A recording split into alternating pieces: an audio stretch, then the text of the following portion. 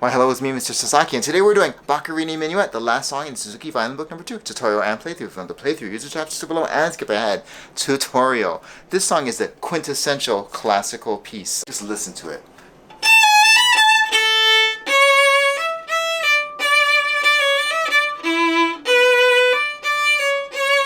It just like reeks of classical. It's like so fancy sounding, so effervescent and light and joyful.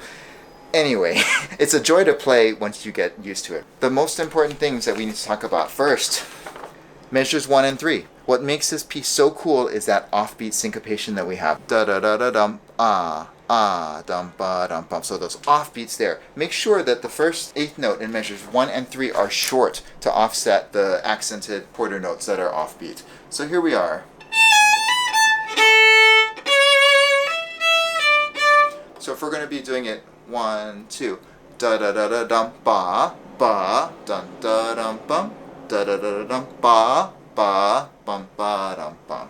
So make sure that you're really getting those offbeats and really accentuating them. Makes it funky and makes it awesome. Look, anytime you have high 3s, they're not going to be high enough. So measures 5, 6, and whatever. Just make sure you're playing those high 3s higher. Just that's all I can say.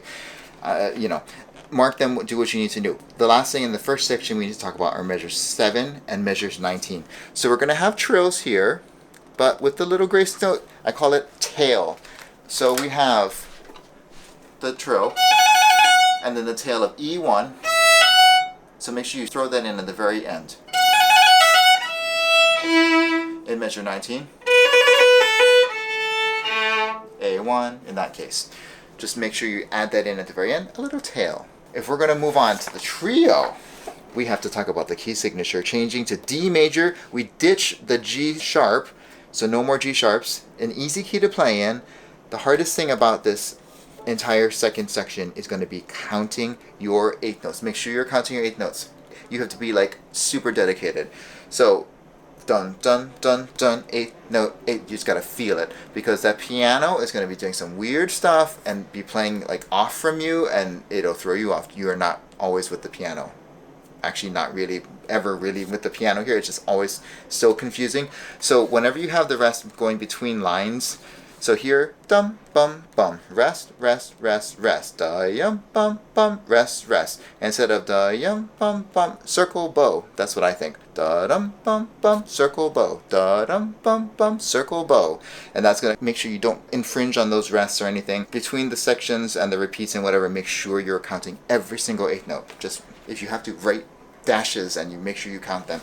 Super important.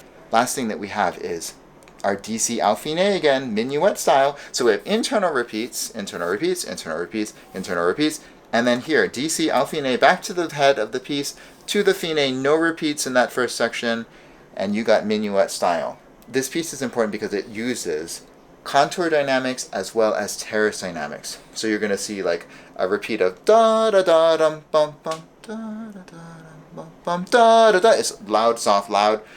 The other thing is going to be a lot of hairpins, especially in the second section. We have dun dun dun dun dun dun dun dun dun dun dun, and it goes up and it goes down. So it just follows the notes. So pay attention to your dynamics. This piece, obviously, any piece that's at the end of any book of Suzuki is going to put it all together and test you on all levels. Musicality, technique, rhythm, just everything, tone. Let's get to it. All right, time for the playthrough. So we have moderato e grazioso, so moderate and graceful at the same time, not too fast. So 1, 2, 3, 1, 2.